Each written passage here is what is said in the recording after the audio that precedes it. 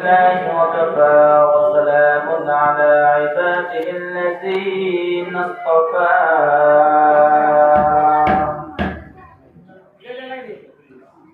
أما بعد فأعوذ بالله من الشيطان الرجيم بسم الله الرحمن الرحيم إذ يتلقى المتلقيان عن اليمين وعن الشمال قعيد ما يلفظ من قول إلا لديه رقيب عتيد فقد قال رسول الله صلى الله عليه وسلم اللسان جسمه صغير وجرمه كبير سبحانك لا علم لنا إلا ما علمتنا إنك أنت العليم الحكيم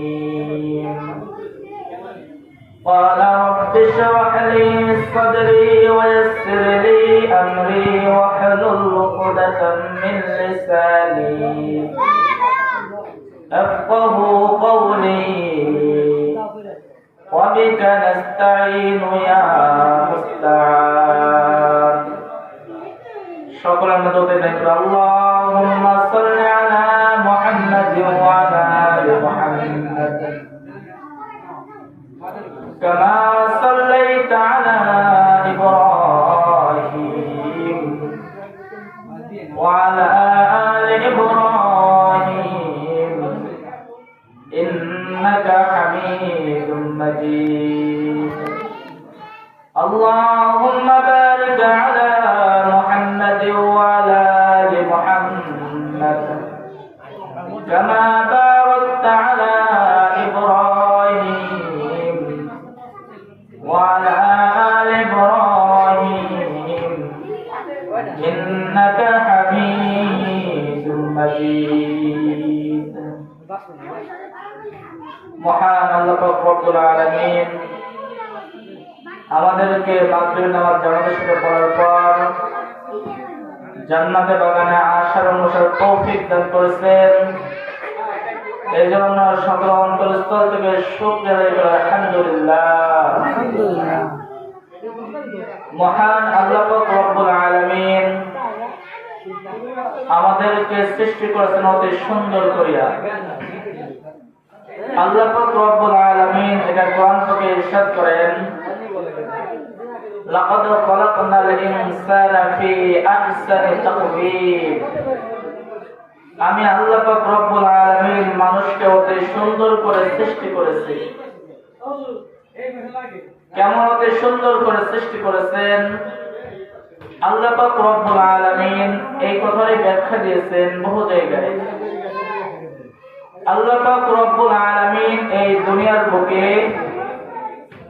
বহু জাতিকে সৃষ্টি করেছেন, বহু প্রাণী সৃষ্টি করেছেন।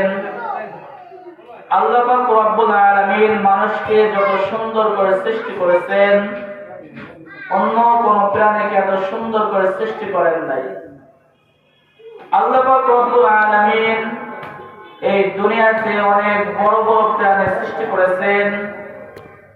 মানুষকে যাহা কিছু দিয়েছেন ওই সমস্ত জিনিস আল্লাহ পাক রব্বুল আলামিন বড় বড় প্রাণীদেরকে দেন নাই। আল্লাহ পাক রব্বুল আলামিন এই দুনিয়াতে হাতি সৃষ্টি করেছেন। আমরা সকলেই জানি হাতি বড় প্রাণী, কিন্তু আল্লাহ পাক রব্বুল আলামিন হাতিকে সমস্ত কিছু দিয়েছেন কিন্তু কথা বলার শক্তি দেন নাই। কথা বলার শক্তি দিয়েছেন নাকি? আল্লাহ পাক রব্বুল আলামিন এই দুনিয়াতে মানুষকে অনেক ছোট করে সৃষ্টি করেছেন কিন্তু ক্ষমতা দিয়েছেন অনেক বেশি। আল্লাহ পাক রব্বুল আলামিন সর্বপ্রথম মানুষ সৃষ্টি করেছেন, এটা আল্লাহ পাক রব্বুল আলামিন কোরআনেই বলেন খলাকাল ইনসান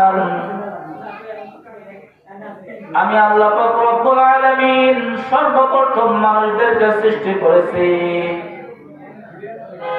মুসলমানের দিকে একটু লক্ষ্য করি, আল্লাহ পাক রব্বুল আলামিন মানুষ সৃষ্টি করেছেন। খলাকাল ইনসান, মানুষ সৃষ্টি করে আল্লাহ পাক রব্বুল আলামিন কথা বলার শক্তি দেন নাই।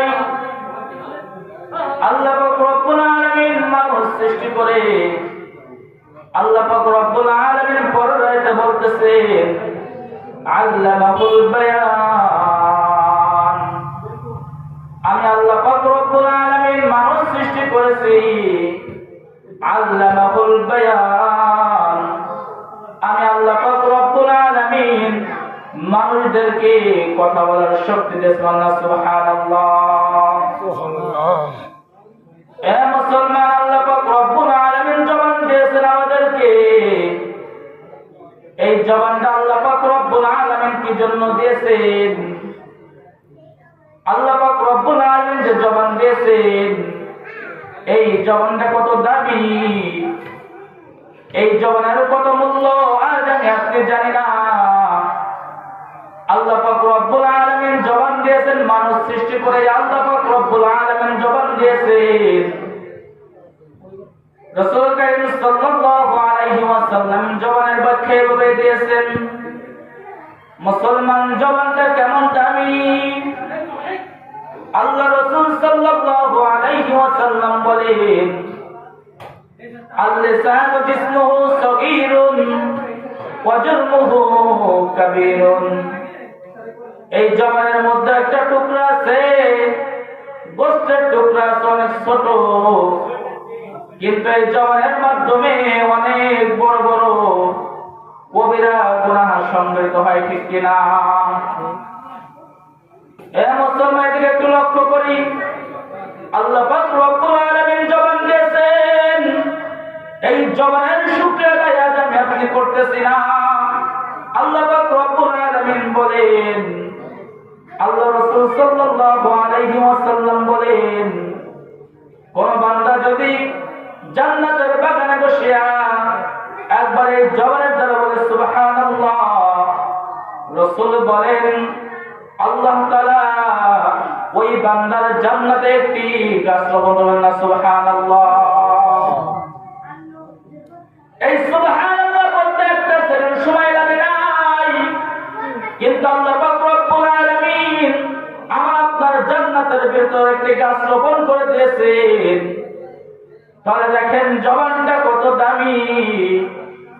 এ মুসলমান, জবানটা কত দামি।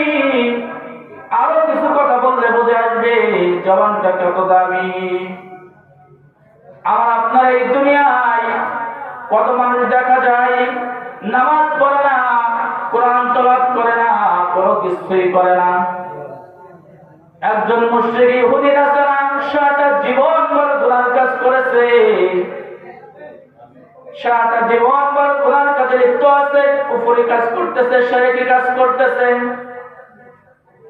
কিন্তু যখন মালাকুল মউত চলে এসেছে, তার আগ মুহূর্তে মুখে শুধু একবার উচ্চারণ করেছে কালিমা তাইয়্যিবা লা ইলাহা ইল্লাল্লাহু মুহাম্মাদুর রাসূলুল্লাহ সাল্লাল্লাহু আলাইহি ওয়াসাল্লাম।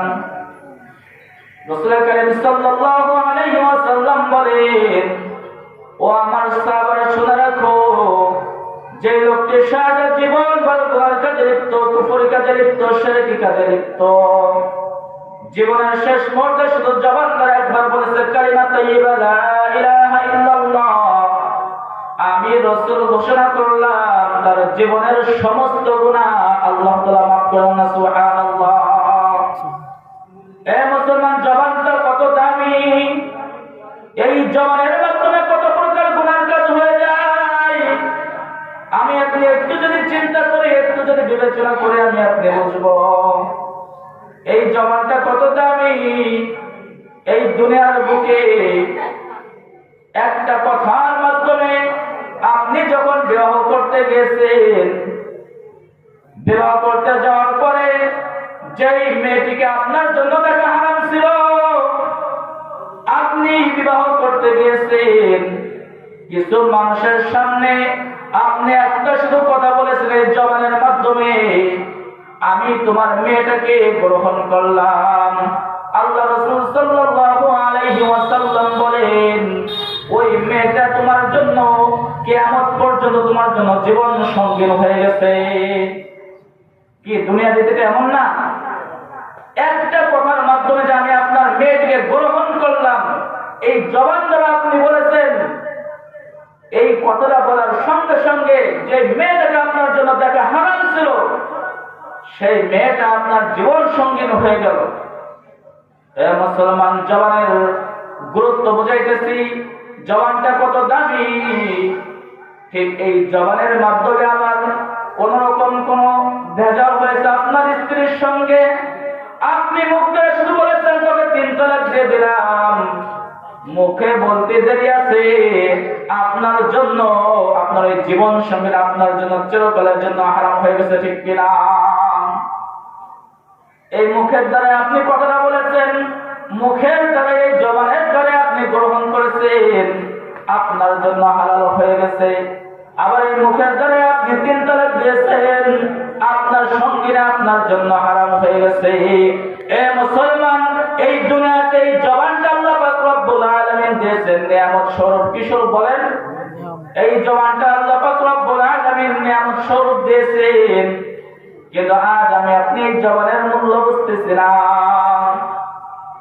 আল্লাহ তাআলা এই জবানের দ্বারা অনেক বড় অনেকের কাজ হয়ে যায়, আবার এই জবানের দ্বারা অনেক বড় বড় গুনাহের কাজ হয়ে যায়। আল্লাহ রাসূল সাল্লাল্লাহু আলাইহি ওয়াসাল্লাম মুআয বিন জাবালকে নিয়ে সফরে বের হয়েছেন। মুআয বিন জাবাল রাদিয়াল্লাহু তাআলা আনহু রাসূল করিম সাল্লাল্লাহু আলাইহি ওয়াসাল্লাম একটি গাছের নিচে আশ্রয় নিলেন, বিশ্রাম করার জন্য কিছু সময়ের জন্য আশ্রয় নিলেন গাছের তলে। মুআয বিন জাবাল রাদিয়াল্লাহু তাআলা আনহু বলতেছেন, ইয়া রাসূলুল্লাহ, ইয়া হাবিবাল্লাহ, আপনি আমাকে কিছু নসিহত করুন, আমাকে কিছু উপদেশ দিন, যাতে আমি কথা মতো চলতে পারি। মুআয বিন জাবাল রাদিয়াল্লাহু তাআলা আনহু রাসূল বললেন, ও মুআয, আমার দিকে লক্ষ্য করো, আমার দিকে তাকাও। হুজুর পাক সাল্লাল্লাহু আলাইহি ওয়াসাল্লাম নিজের জিহ্বাটিকে ধরে বলতেছে, ও মুআয, তুমি যদি জান্নাতে যেতে চাও, তুমি যদি বাঁচতে চাও, তোমার এই জবানের মধ্যে যে জিহ্বাটা আছে, ওই জিহ্বাটাকে তুমি হেফাজত করবে। কিসের কথা বললেন? এই যে জিহ্বাটা আছে, এই জিহ্বাটা তুমি হেফাজত করবে। মুআয বিন জাবাল রাদিয়াল্লাহু তাআলা আনহু রাসূলকে বললেন, ইয়া রাসূলুল্লাহ, ইয়া হাবিবাল্লাহ, এই জিহ্বার মাধ্যমে কোন গুনাহ সংঘটিত হয়? রাসূল করিম সাল্লাল্লাহু আলাইহি ওয়াসাল্লাম মুআয, শুনে রাখো, মানুষ তো দুনিয়ার বুকে এই জবানের মাধ্যমে বেশি গুনার কাজে লিপ্ত হয়, ঠিক কিনা? কিসের কাজে লিপ্ত হয়? মুআয রাদিয়াল্লাহু তাআলা আনহুকে বললেন, ও মুআয, মানুষ এই দুনিয়াতে বেশি গুনার কাজ এই জবানের মাধ্যমে করে থাকে। এ মুসলমান, এদিকে লক্ষ্য করি, জিনা করতে কিন্তু অনেক সময় লাগে। জিনা যে আপনি করবেন, একটা মেয়ের সাথে আপনি জিনায় লিপ্ত হবেন, এই জবান কাজে লাগে কিনা? এই জবানের মাধ্যমে আপনার সর্বপ্রথম কথা বলে থাকে, আপনার দিকে আকর্ষণ করতে হবে কিসের মাধ্যমে? জবানের মাধ্যমে। আল্লাহ রাসূল সাল্লাল্লাহু আলাইহি ওয়াসাল্লাম বলেন, এই জবানটি হলো তোমার জাহান্নামের কারণ হইতে পারে। মুআয রাদিয়াল্লাহু তাআলা আনহু বলেন, ইয়া রাসূলুল্লাহ, ইয়া হাবিবাল্লাহ, এই মুখের ভিতরে যে জিহ্বাটা আছে, এটার জন্য কি মানুষ জাহান্নামে যাবে? রাসূল করিম সাল্লাল্লাহু আলাইহি ওয়াসাল্লাম বলেন, ও মুআয, আমি যখন মেরাজের রাতে জাহান্নামে যাই, জাহান্নামে যখন আমি ভ্রমণ করি, আমি দেখি একজন লোকের জিহ্বা বরাত দিয়ে কাটা হইতেছে, আর একজনের মুখের মধ্যে যে জিহ্বা আছে, ওই জিহ্বার কারাত মারা হইতেছে। আমি জিজ্ঞাসা করলাম, তাদের কি জন্য শাস্তি হইতেছে? বলে, জিহ্বার দ্বারা তারা দুনিয়াতে গুনার কাজে লিপ্ত হইতো। মুসলমান এই দুনিয়াতে জবান আল্লাহ তাআলা দিয়েছেন নিয়ামত স্বরূপ। কি স্বরূপ বলেন? এই জবানটাকে আল্লাহ তাআলা দিয়েছেন নিয়ামত স্বরূপ। কিন্তু আজ আমি আপনি এই জবানের কোনো গুরুত্বই বুঝতেছি না। আজ এই দুনিয়ার মুখে আমরা আপনার মুখ দিয়ে অনেক সময় এমন কথা বের হয়ে যায় যাতে আমার আপনার ঈমান একেবারে চলে যায়। এ মুসলমান, আজ আমি আপনি মুসলমানের সন্তান, কিন্তু জবান ধরে এমন এমন কথা বের হয়ে যায় যে আমি আপনি যে মুসলমানের সন্তান এটাই ভুলে যায়। কিন্তু আল্লাহ রাসূল সাল্লাল্লাহু আলাইহি ওয়াসাল্লাম বলেন, ও আমার সাহাবীরা, ও আমার উম্মতেরা, শুনে রাখো, আমি রাসূল বলে দিলাম, যে ব্যক্তি দুইটা জিনিসের ইবাদত করতে পারবে আমি রাসূল তার জান্নাতের দায়িত্ব নিলাম। কয়টা জিনিস বলেন? আমি রাসূল বললাম, যে ব্যক্তি দুইটা জিনিস ইবাদত করতে পারবে আমি রাসূল তার জান্নাতের দায়িত্ব নিলাম। কয়টা জিনিস? দুইটা জিনিস।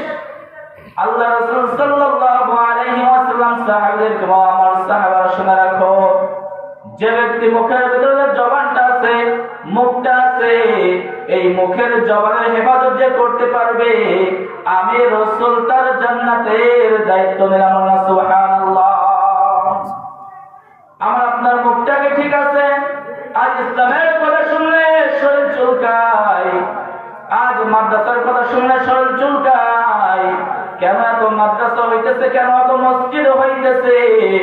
এরা মুসলমান, একটু যদি চিন্তা করি, আজ এই সমাজে যদি মসজিদের মাদ্রাসা যদি না থাকতো আমার আপনার মুশরিক হয়ে মৃত্যুবরণ করা, তো ঠিক কিনা? আজ মুসলমানের সন্তান মাদ্রাসা দেখতে পারে না, মুসলমানের সন্তান মসজিদ দেখতে পারে না, কারণটা কি? আমার আপনার ঈমানের ভিতরে ভেজাল আছে।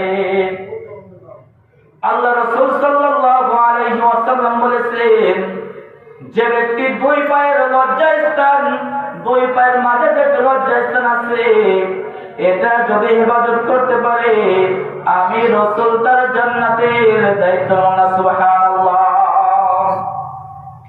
আমি আপনাকে এখানে বসে বলতে পারবো এই দুইটা জিনিস আমি আপনি হেফাজত করতে পারি, আমার আপনার মুখের দ্বারা সর্বদাই ভালো কাজ হইতেছে। এজন্য তো রাসূল বলেন, আল-লিসানু জিসমুহু সাগীরুন ওয়া জিসমু জুরমুহু কাবীরুন। জবানের মধ্যে জিহ্বাটা অনেক দেখতে ছোট, কিন্তু এই জবান দ্বারা এত বড় বড় গুনাহ হয়ে যায়। এই জবানের মধ্যে এমন কথা মধ্যে বলে ফেলি যে আমার আপনার ঈমান চলে যায়। কি চলে যায় বলেন? আমার আপনার ঈমান পর্যন্ত চলে যায়। জবান দ্বারা এত প্রকার গুনাহ করে থাকি, গুনার কথা বলে থাকি। এই মুসলমান একটু এদিকে লক্ষ্য করি, জবান যে আল্লাহ তাআলা মূল্যবান দিয়েছেন, জবানের কথা বড় দামি। এটা আমি আপনি যদি এই দেশের দিকে লক্ষ্য করি, আমার আপনাদের দেশের সরকার, প্রধানমন্ত্রী শেখ হাসিনা শুধু একটা কথা বলেছিল যে তারা রাজাকার। এই রাজাকার বলার কারণে তাকে দেশ ছাত্র বলুন, ঠিক কিনা? ছাত্র সমাজ চেপে গেছিল যে আমাদেরকে রাজাকার বলেছে। একটা মুখের কথা বলার কারণে এই কথাটা ছাত্র সমাজ, এই বাংলাদেশের জনগণ সবাই ধরেছে।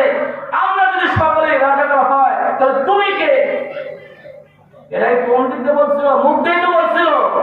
মুখের কথা এত মূল্যবান, এজন্য আজ আমি আপনি কথা বলতেছি, কথার কোনো লাগাম নাই, মন চাইতেছে কথা বলতেছি।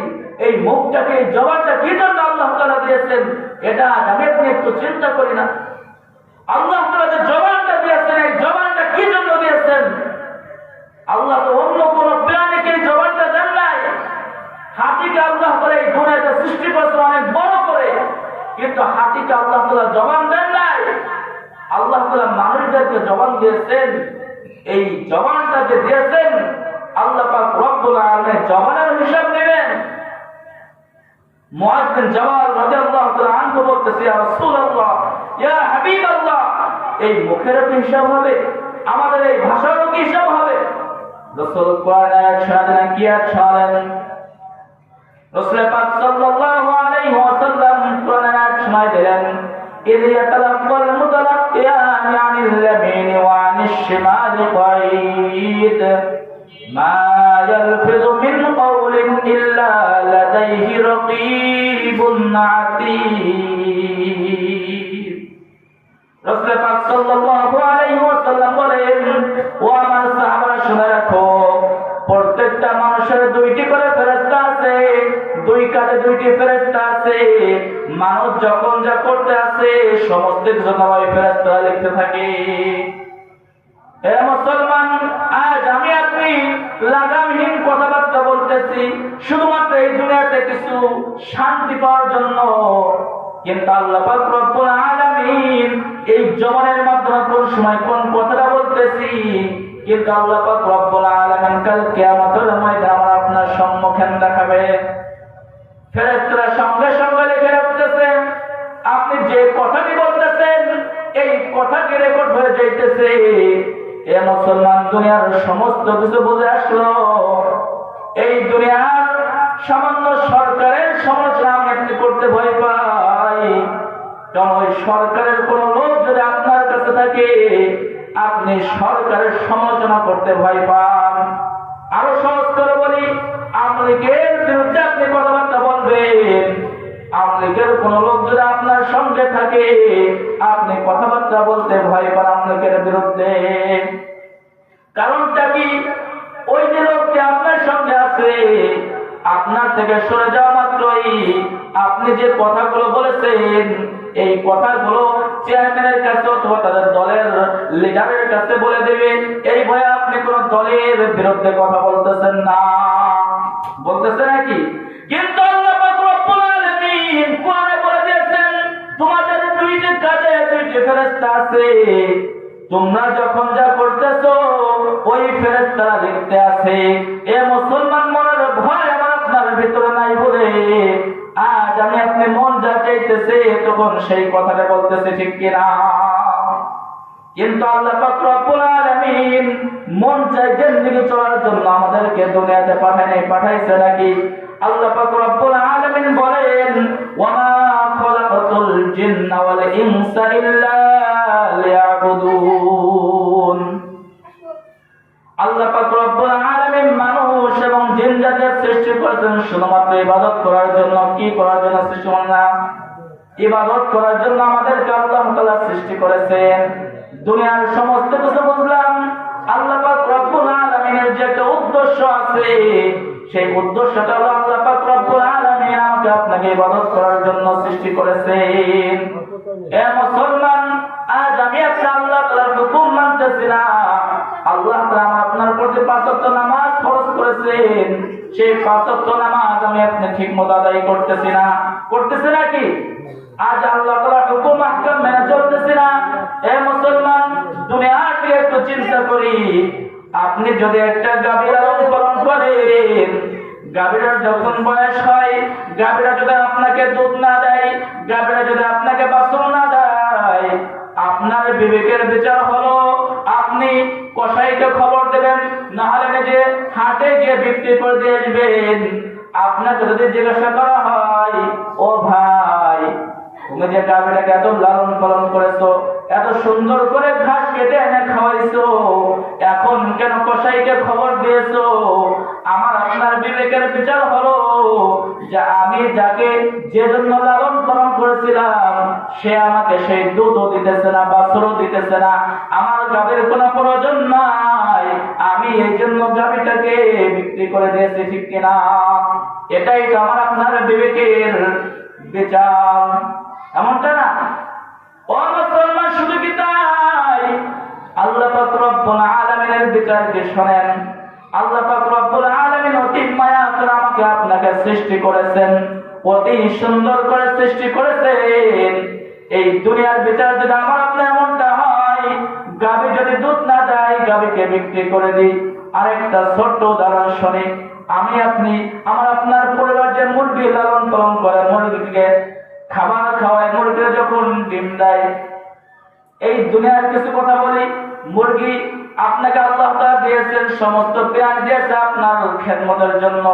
শুধুমাত্র মানুষ আল্লাহ তাআলার খেদমত করবে, আর সমস্ত প্রাণী দিয়েছে মানুষের খেদমতের জন্য। এ মুসলমান, আপনার বাড়িতে আপনার মেহমান এসেছে, এখন কোন কিছুই নাই, কিন্তু আপনার বাজারে যাওয়া যাবে না। মুরগিতে ডিম দিচ্ছে, ওই অবস্থায় আপনি মুরগিটিকে জবাই দিয়ে দিলেন, মুরগির দিকে আপনি লক্ষ্য করলেন না। কিন্তু আল্লাহ পাক রব্বুল আলামিন এত সুন্দর করে সৃষ্টি করেছেন, এত মায়া করে সৃষ্টি করেছেন, আপনি যে ফজরের নামাজটা পড়লেন না, আপনি যে জোহরের নামাজটা পড়লেন না, আপনি যে মাগরিবের নামাজটা পড়লেন, আপনি যে ইশার নামাজটা পড়লেন না, আল্লাহ পাক রব্বুল আলামিন কখনো আমার রিজিক বন্ধ করেন নাই। আল্লাহ পাক রব্বুল আলামিন কখনো আমাকে অসুস্থ অবস্থায় শোয়ায় রাখেন না, রাখছেন নাকি? আমরা আপনার বিবেক হলো গরুতে যদি দুধ না দেয়, বাছুর না দেয়, আমি আপনি জবাই দিয়ে দিই। কিন্তু আল্লাহ পাক রব্বুল আলামিনের একটা উদ্দেশ্য ছিল, আমি আল্লাহ বান্দাদেরকে এত সুন্দর করে সৃষ্টি করেছি, কিন্তু বান্দা যে নামাজ পড়ে না, আল্লাহ চাইলে পারতেন যে মানুষদেরকে যে কোনো শাস্তি দিয়ে এই দুনিয়াতে শাস্তি দিতে পারতেন কিনা? অবশ্যই পারতেন, কিন্তু শাস্তি দেন নাই।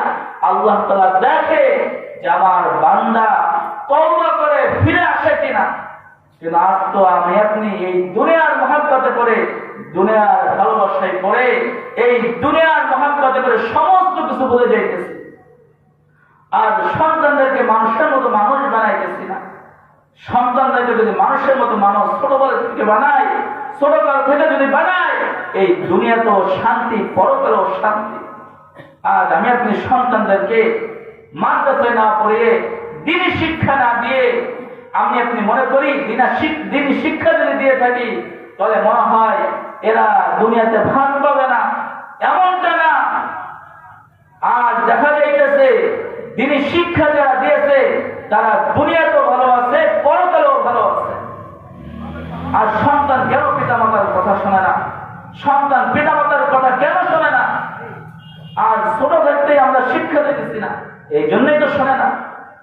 কিন্তু রাসূল কারীম সাল্লাল্লাহু আলাইহি ওয়াসাল্লাম ছোটদের থেকে ছোট থাকতেই শিক্ষা দিতে বলেছেন। শিক্ষা দেব তো ইনশাআল্লাহ, মাদ্রাসায় পড়াবো তো ইনশাআল্লাহ। সময় সংক্ষিপ্তের জন্য কথা বলতে পারলাম না, ভবিষ্যতে বলবো ইনশাআল্লাহ। আমরা তাহলে আল্লাহ তাআলা আমাদের সকলকে যে কথাগুলো বললাম, আমাদের সকলকে আমল করার তৌফিক দান করুন। ওয়া আখিরু দাওয়ানা আলহামদুলিল্লাহি রাব্বিল আলামিন।